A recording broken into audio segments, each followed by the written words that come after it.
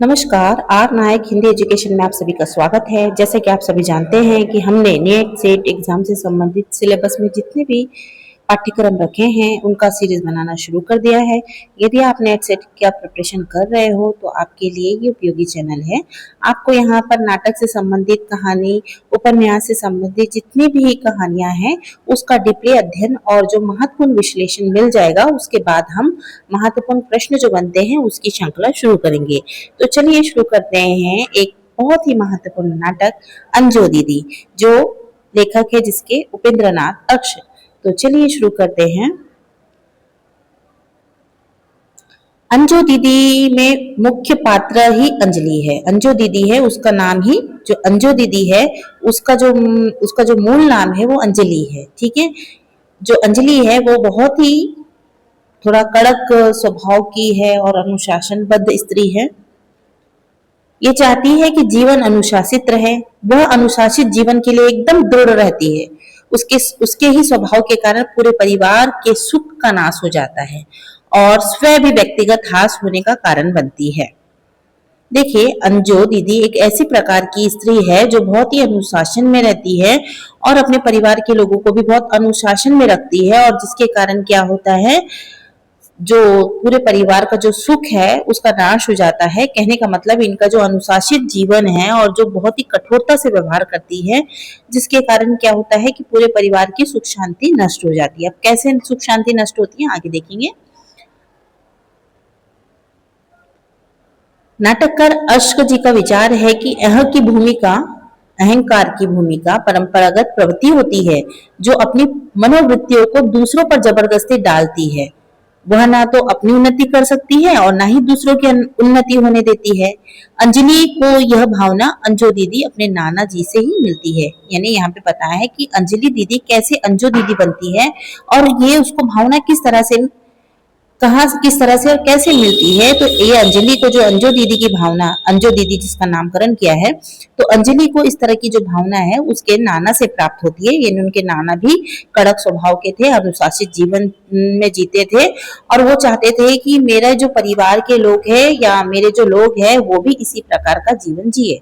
ठीक है, तो चलिए, इस नाटक के प्रमुख पात्र जो है अंजलि, यानी इस नाटक की प्रमुख पात्र है जो अनुशासित जीवन के लिए एकदम दृढ़, एकदम मतलब अनुशासित जीवन के लिए एकदम ही ये कड़क है तथा परिवार के अन्य लोगों को भी ये अनुशासन में रखना चाहती है। अनुशासन में रखना गलत बात नहीं है, पर बहुत ज्यादा कठोरता से यदि आप नियम रखोगे तो क्या होता है कि बच्चे जो है या परिवार के जो लोग हैं वो उससे असहमत हो जाते हैं, और असहमत होने के कारण क्या होता है, परिवार का विघटन होता है या परिवार टूट जाता है या अलगाव की भावना आ जाती है। ठीक है, तो जो अंजलि है वो इसी तरह से कड़क स्वभाव की अनुशासनबद्ध स्त्री है और वो सभी पर अपनी अनुशासन वगैरह थोपते रहती है, जिसके कारण उनके जो परिवार के लोग हैं उससे निराश भी रहते हैं और कहीं ना कहीं उसका विरोध भी करते हैं। और कहीं ना कहीं फिर जब विरोध होता है तो उसके अहम को मतलब उसके आत्मसम्मान को चोट लगती है और उसे दुख लगता है। ठीक है, श्रीपद जो है नाटक का ऐसा पात्र है जो अंजलि को समझाता है। ठीक है, जो श्रीपद है उसका भाई है, वो अंजलि को समझाता है कि तुम इतने कड़े स्वभाव के कारण तुम्हारे परिवार जो है वो बिखर जाएगा, तुम्हें समय के हिसाब से बदलना चाहिए। तो इस तरह से जो श्रीपद है वो अपनी बहन को समझाता है और उसके अनुशासित जीवन जो रहता है, उसका जो अनुशासन रहता है उसका विरोध करता है। ठीक है, धीरज जो है अंजलि का पुत्र है और इंद्र नारायण जो है अंजलि के पति हैं। तो देखिए, हमने अभी जो प्रमुख पात्र है उसमें बताया कि अंजो दीदी है यानी अंजलि, फिर श्रीपत है, धीरज है और इंद्र नारायण। ठीक है, ये एग्जाम में पूछा जाता है। अब ये अंजो दीदी नाटक की समीक्षा हम करेंगे। अंजो दीदी नाटक की शुरुआत अंजो दीदी के डाइनिंग रूम से होती है। वह अपनी नौकरानी को फटकार लगाते हुए कहती है कि 8 बज गए हैं, अभी नाश्ते का कुछ पता ही नहीं, जल्दी नाश्ता लगाओ। यानी वो अपनी नौकरानी को क्या कर रही है, ऑर्डर देती है, और तानाशाही जो रहता है ना उस तरह का नौकरानी पर तो करती ही करती है, वो साथ में लोगों, अपने घर की जो लोग हैं उन पर भी वो अनुशासन चलाती है या रुबाब जताती है। ठीक है, तो वो कहानी की या नाटक की शुरुआत इस तरह से होती है कि डाइनिंग रूम है और वहां पर वो अपनी नौकरानी को फटकार लगा रही है कि इतना बज गया और जल्दी से नाश्ता लगाओ। ठीक है, अंजू दीदी की यह तानाशाही केवल नौकरानी पर ही नहीं थी, आप थी अपने अपने बड़े बेटे, जो अपना बड़ा बेटा था उसका, अपने बेटे, बड़ा बेटा नहीं, एक ही बेटा था, हाँ, अपने बड़े धीरज, हाँ, अपने बेटे धीरज, पति इंद्र नारायण आदि सभी पात्रों पर होती है। अंजू दीदी समय की पाबंदी से एकदम जुड़ गई थी। वे कहती है कि जीवन एक महान गति है। वो क्या कहती थी, देखो ये आता है, वो क्या कहती थी अंजू दीदी कि जीवन एक महान गति है, प्रातः व संध्या उनकी सुइया है, प्रातः और संध्या उसकी सुइया है, जो नियमबद्ध होकर एक दूसरे के पीछे घूमते रहती है। जिस तरह एक जो घड़ी है वो समय के हिसाब से किस तरह से घूमते रहती है, सुबह शाम दोनों टाइम, मैं चाहती हूँ कि मेरा घर भी उसी घड़ी की तरह चले और हम सब इसके पुर्जे बन जाए और नियम पूर्वक अपना काम करते जाए। यानी वो चाहती है कि जिस तरह से सुई बराबर समय के हिसाब से चलती घूमते रहती है, उसी प्रकार हमारा जीवन होता है। हमें अनुशासन में रहकर नियम का पालन करके और उसी तरह से जीवन जीना चाहिए। पर अनुशासन जीवन में होना अति आवश्यक है, पर अनुशासन अति हो गया तो उससे गति हो जाती है। कहने का मतलब अति अनुशासन रहेगा तो फिर उसका विरोध करने वाले भी तैयार हो जाते हैं या उसका विरोध होता है। तो इसीलिए ज्यादा अनुशासन भी जीवन के लिए उपयोगी नहीं होता है, क्योंकि वो मनुष्य को मनुष्य न बनाते हुए क्या बन जाता है, एक यंत्र बना देता है। यंत्रों का काम है समय अनुसार चलना, पर मनुष्य में फीलिंग होती है, भावनाएं होती है, उसे समय परिस्थिति के हिसाब से क्या होना पड़ता है, परिवर्तित होना पड़ता है। और यदि हम पुरानी रीति रिवाज और रूढ़ी परंपरा अनुशासन के हिसाब से चलते रहेंगे तो जो आने वाली पीढ़ी है वो उस पर एडजस्ट नहीं कर पाएंगे और वो उसका विरोध करेगी। तो इसी तरह जो अंजलि है, अंजलि ये थोड़ा अनुशासनबद्ध रहती है, कठोर नियम रहते हैं। इसके कारण इनकी जो पति है और उसका जो बेटा है, उसके जो परिवार के लोग हैं, वो कहीं ना कहीं बगावत भी करते हैं, विद्रोह भी करते हैं। और उसका जो भाई है श्रीपत, वो उसे समझाते रहता है या विद्रोह करता है कि इस तरह से जो ये कठोर अनुशासन तुमने रखे है तो ये घर की व्यवस्था बिगाड़ रहा है, मनुष्य को मनुष्य नहीं समझ रहा है। क्योंकि मनुष्य में भावनाएं होती है, फीलिंग होती है, वो समय अनुसार परिवर्तित होती है। तो व्यक्ति को भी समय अनुसार परिवर्तित होना चाहिए, अनुशासन को भी थोड़ा ढीला होना चाहिए। क्योंकि कठोर अनुशासन रहेगा तो मनुष्य का वहीं पे क्या हो जाएगा, सर्वनाश हो जाएगा, विनाश हो जाएगा। नाटक में श्रीपत एक ऐसा पात्र है जो अंजू दीदी की आदत को तोड़ता है। वो अंजलि को समझाता है कि उसके कड़े स्वभाव के कारण सारे परिवार का भविष्य समस्याग्रस्त हो गया है। तो जो श्रीपत है वो उसको समझाता है अपनी दीदी को कि देखो तुम्हारे जो कड़े व्यवहार है ना, उसके कारण क्या हो रहा है, ये परिवार जो है वो परिवार का जो भविष्य है वो क्या हो रहा है, वो समस्याग्रस्त हो रहा है। तो तुम केवल अपने स्वभाव को बदल लो, तुम्हारे जो अनुशासन और नियम है उसमें थोड़ी सी ढील कर दो, पर वो समझती नहीं है। ठीक है, श्रीपत चाहता है कि प्रत्येक मनुष्य अपना नैसर्गिक स्वभाव न छोड़े।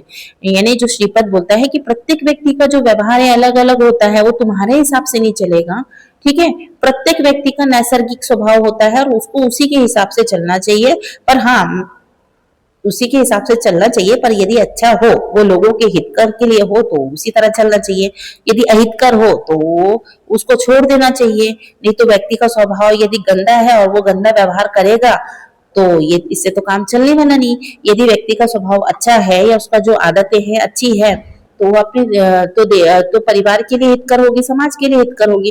पर यदि गलत ही व्यवहार उसका नैसर्गिक स्वभाव है और हम बोलेंगे कि वो अपना नैसर्गिक स्वभाव ना छोड़े तो ये तो गलत हो जाएगा ना, वो समाज के लिए भी अच्छा नहीं है और परिवार के लिए भी अच्छा नहीं है। तो प्रत्येक व्यक्ति का स्वभाव अलग अलग होता है, पर यदि वो अच्छा व्यवहार है तो उसे एक्सेप्ट करे और जो गलत व्यवहार है उसे छोड़े। ठीक है, तो श्रीपत के आने के बाद घर के परिवार वालों का भी स्वभाव बदलने लगता है। क्योंकि श्रीपत क्या करता है, सबको बोलता है कि समझाता है या बोलता है कि इतने अनुशासन का पालन नहीं करना है, इतने कड़े नियम का पालन नहीं करना है। तो श्रीपत के आने से क्या होता है, घर परिवार का जो व्यवहार है वो बदलने लगता है। ठीक है, श्रीपत के जाने के बाद अंजू दीदी पुनः अपने परिवार वालों को फिर से बस में करना चाहती है। हाँ, जो अंजू दीदी है श्रीपत के जाने के बाद फिर से अपने परिवार को अपने वश में करना चाहती है, लेकिन असमर्थ हो जाती है। क्योंकि जो श्रीपत है वो लोगों के मन में इस तरह की भावना डाल देते हैं। तो वो क्या करते हैं, जो परिवार के लोग हैं अंजू दीदी का विरोध करते हैं और अंजू दीदी फिर से उसको अपने अनुसार ढाल नहीं पाती। वे मानसिक रोग से पीड़ित हो जाती है। जब देखो लोगों का व्यवहार, जो जो तानाशाही व्यक्ति रहता है, यदि उसका कोई व्यवहार, कोई बात नहीं माना या उसके अनुशासन के हिसाब से या उसके हिसाब से नहीं चलता है, तो कहीं ना कहीं उसको मानसिक रोग हो जाता है, यानी टेंशन आ जाता है, और यानी मानसिक रोग से वो ग्रसित हो जाता है। ठीक है, तथा स्वयं अपने ऊपर आक्रमण कर आत्महत्या कर लेती है। वो इतनी उसको मतलब वो उसका जो अनुशासन या उसके नियम अनुशासन इतने उस पर हावी हो जाते हैं कि जब लोग उसकी बात नहीं मानते हैं, उसके परिवार के लोग उसका विरोध करते हैं, तो ऐसा व्यक्ति क्या करता है, आत्महत्या कर लेता है। अंजू दीदी है कि मेरे परिवार के लोग मेरे नियम के हिसाब से चल रहे थे और मैंने अपने घर को संभाल के रखा था और कठोर नियम थे, पर भी सारे लोग मेरे हिसाब से चल रहे थे। पर जब लोग उसका विरोध करने लगे, लोग मतलब उसके परिवार के लोग, और उसका कहना नहीं मानने लगे, तो उसको खुद ही अपने आप मानसिक तनाव होने लगा, चिड़चिड़ाहट होने लगी, और उसने क्या किया, स्वयं पे ही आक्रमण कर लिया और वो अपने आप को मार डाला, यानी आत्महत्या कर लेती है। अंजू के अह के परिणाम स्वरूप, यानी अंजू दीदी के अहम के परिणाम स्वरूप उसकी जो पति है उसको शराब की आदत लग जाती है, शराब की आदत। ठीक है, और वो शराब की आदत में फंस जाते हैं और श्रीपद के लौटने के बाद वे भी अपनी आदत को नहीं छोड़ पाते हैं। ठीक है ना, देखो पत्नी के गम में क्या हो जाते हैं, अंजू दीदी की जो पति है वो शराब पीने लगते हैं और उसके बाद श्रीपद आता है, उसके समझाने के बाद भी वो आदत नहीं छोड़ पाते हैं। तथा अंजू दीदी की मृत्यु के बाद वे अपनी पत्नी के आदर्शों पे चलने लगते हैं। देखो जब तक व्यक्ति ऐसी जीवित रहता है तब तक उसकी कोई वैल्यू नहीं होती है, पर जब वो मर जाती है तो उसकी याद में दारू पीने लगते हैं और उसके बताए हुए जो अंजू दीदी ने कठोर अनुशासन जीवन जो बताया था, उसी की राह पे, उनके आदर्शों पे उसके पति चलने लगते हैं। इस प्रकार मृत्यु के पश्चात भी अंजलि का दमन जारी है, यानी अंजू दीदी की मृत्यु तो हो गई, अंजलि की मृत्यु तो हो गई, परंतु अभी भी उसके जो विचारधारा है परिवार में हावी है। तो ये इस तरह से होता है कि जो हम कठोर नियम वगैरह का पालन करते हैं, अनुशासन जीवन जीते हैं, वो हमारे लिए जीवन के लिए उपयोगी भी है, क्योंकि बिना अनुशासन के कोई काम ढंग से नहीं हो सकता, परंतु उसका अति होना हमारे समाज के लिए, हमारे खुद के लिए, हमारे अहम के लिए भी हानिकारक होता है, इसमें ये बताया गया है।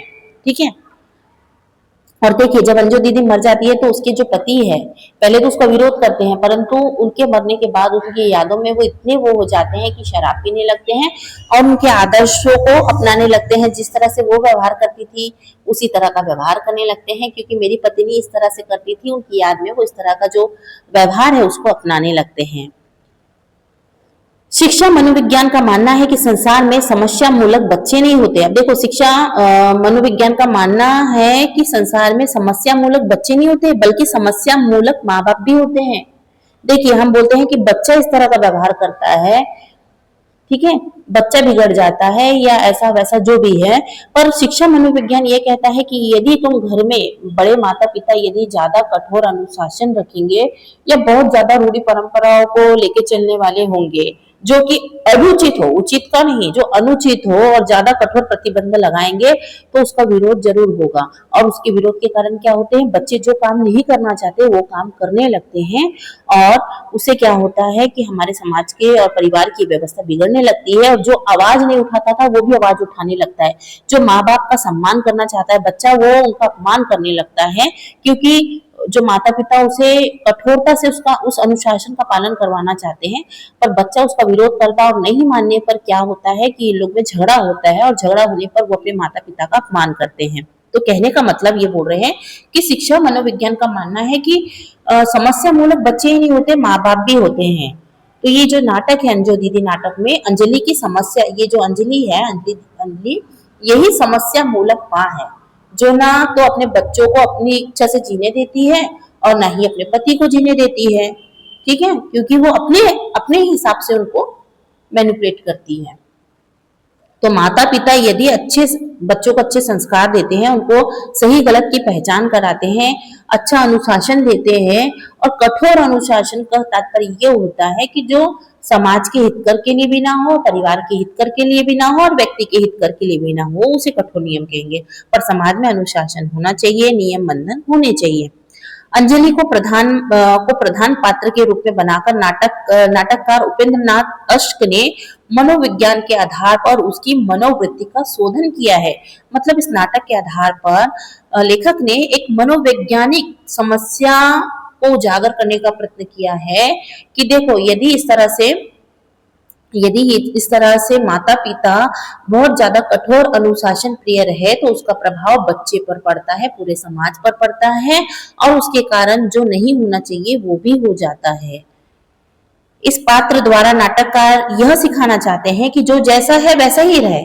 जब कोई भी आदमी अपनी वास्तविक मनोवृत्ति का उल्लंघन करता है तब वह जीवन की असफलता को प्राप्त करता है। मतलब जो व्यक्ति जैसा है उसको वैसे ही रहने दो, ठीक है, उसको हाँ अनुशासन में रखना चाहिए, पर जो कठोर अनुशासन है, ठीक है, वो नहीं होने चाहिए।